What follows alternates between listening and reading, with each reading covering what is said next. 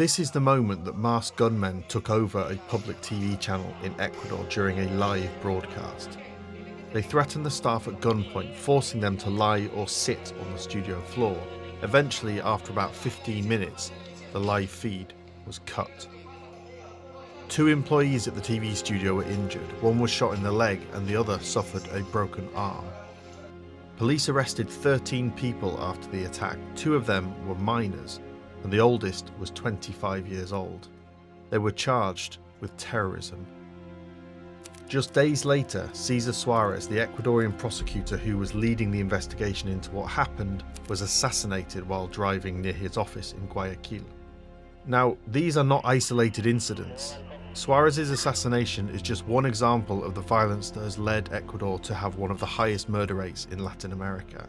So let's go back to August 2023. Presidential candidate Fernando Villavicencio was assassinated at a campaign rally in Quito. 6 Colombian men were arrested on the same day but were later found dead in a penitentiary in Guayaquil. Shortly before his death, Villavicencio had reported receiving death threats from this man, Jose Adolfo Macias, also known as Fito, leader of the gang Los Choneros. Fito was sentenced to 34 years in prison in 2011 for crimes including murder and drug trafficking. 1 month later, in September 2023, the violence in the country began to ramp up, and gangs attacked the prisons, kidnapping guards and police officers, only being released the day after the October runoff election. In January 2024, Fito, the leader of Los Choneros, was set to be transferred to a different maximum security prison, but just hours before this move he escaped from La Regional jail in Guayaquil. In the days that followed, riots began in at least 6 prisons and bombs went off across the country. People fled their homes, schools and public buildings remained shut. Police officers were kidnapped, prison guards were taken hostage, and inmates broke out of a prison in Riobamba.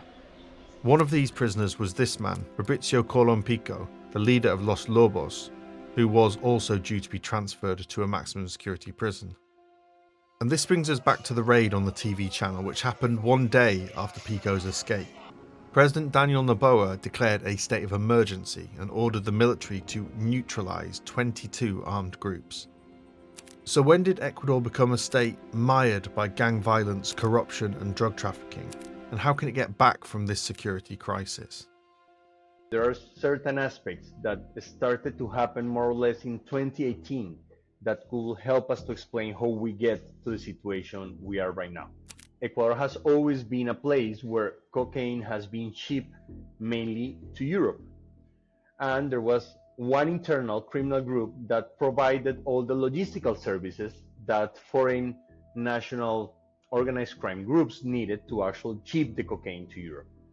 But in 2018, some of the leaders of this band named Los Choneros were in prisons, and they start to split or to divide between themselves. One of the main leaders was killed, and this started a huge fight among them. And that was the beginning of the division of Los Choneros in different organized crime groups. And this allowed other local, like ground-based criminal groups to start rising their profile and getting much more visibility in the Ecuadorian context, as Los Choneros was more concerned in solving their own internal dispute. Those criminal networks, if we can put it in these words, were also providing services to Los Choneros. But in the moment when Los Choneros start breaking up, they try to get a part of the pie, and they try to get some part of the business to be implemented directly by themselves. To compound the issue, other foreign criminal actors are operating in the country, notably from Colombia and Mexico. They're choosing to side with specific local gangs, funneling weapons and cash. By 2016, FARC-EP signed a peace agreement in Colombia. And there were some FARC dissident groups, and some of the most notorious ones were operating just next to the border with Ecuador, in a municipality in Colombia named Tumaco, which is in the border with a province in Ecuador named Esmeraldas, where basically the families in 2 sides of the border were the same. So those FARC dissident groups started to use Ecuador much more as a platform for distributing cocaine that were or was being produced in Colombia. And in this scenario, with the availability of cocaine, a third foreign actor came to Ecuador. Those are the Mexican cartels. They have been operating from there already, but they see much more cocaine available, and they started coming and start changing the way how cocaine was being bought and sold in the country, because the Mexican cartels apparently started bringing weapons.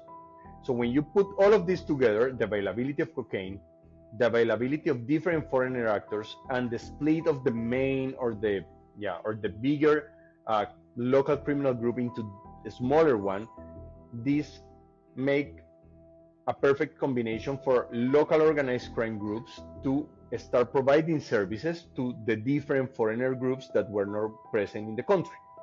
Ecuador's neighbour to the north, Colombia, has battled organised crime for the best part of half a century, whereas Ecuador, with its relative peace and prosperity, has not developed adequate protection mechanisms and law enforcement structures to respond to organised crime.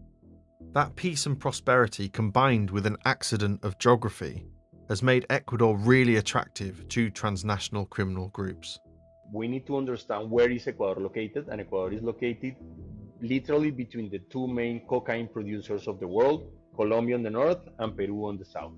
But also Ecuador has really good infrastructure, and this is very important because this differs with the road infrastructure that is present in Colombia or the port infrastructure that is present in Peru. Ecuador has a very developed infrastructure towards the ports. And this is why Guayaquil becomes very important, because Guayaquil is the main port in Ecuador and one of the main ports in South America, with a connection to the Pacific, a lot of rivers, a lot of possibilities to cheap cocaine. And because of the importance of ports like Guayaquil in the international cocaine market, we don't just see foreign criminal actors from Mexico and Colombia, but also from Brazil and Albania. With the information we have so far, we know about at least 3 foreign actors operating in the country. The first one and the most historical one has been the Western Balkan, or basically the Albanian mafias, that has been present in the country at least for 20 years. But they have been operating very under the radar, not promoting violence, paying upfront to avoid confrontations with local criminal organizations, and kind of having a very profitable business of shipment of cocaine through Europe using ports. So their operation of Western Balkans was based on corruption, not only on the state but also on private sectors, and was using ports and boats as the way to move cocaine. And this brings us to our next point, corruption, because corruption is a key ingredient which has allowed organised criminals to operate in Ecuador. In 2022, the Attorney General Diana Salazar launched an investigation stemming from the arrest and then death of this man, Leandro Norero, El Patron. He ran a money laundering and drug financing service for Los Lobos. Leandro Norero was killed during a prison riot in Cotopaxi jail. It took a force of 600 police and military entering the prison to regain control. According to court documents seen by Ecuadorian newspaper La Hora, a search of his mobile phone after his death led to allegations that he may have had connections with this man, Wilman Terán, president of the judiciary. He was arrested alongside 28 others as part of the Attorney General Salazar's investigation. Terán denies the charges. So this is the backdrop on which we see gang violence in prisons and on the streets, corruption in the state, an increase in weapons and a growing list of foreign criminal actors, as well as an ill-prepared state. The question is, what will happen next? What we are seeing right now is that the organized crime groups present in Ecuador literally declared the war to the state. This is a war declaration, and the state is responding, saying who the state is. With the capacities they have, they're saying we're here and we're not going to tolerate this, and we're going to respond to this.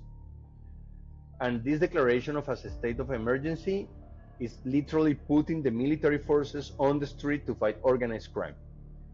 And right now, local criminal organizations are replicating to their neighborhoods and trying to keep a low profile while they're fighting and they're hitting the government with more specific and more type of terrorist attack. I think that the violence will be sustained in the country. And I don't see that the declaration of a state of emergency will necessarily have an impact on violence, at least in the short term. It can maybe have it in the midterm, but not right now, as organized crime groups are replicating, but are ready to hit again. What could be done is probably the most important question, and the most important question for the Ecuadorian government too. And I believe that is moving from a reactive approach to a more proactive approach, and that includes to literally design a long-term strategy against organized crime that include fighting corruption in the state, that include strengthening the capacities of law enforcement, but not necessarily for military confrontation to keep violence low, but more to actually disrupt the criminal markets and the criminal ecosystems. And finally, Ecuador is moving towards implementing a prevention approach, and I think this is going to be key, especially for violence.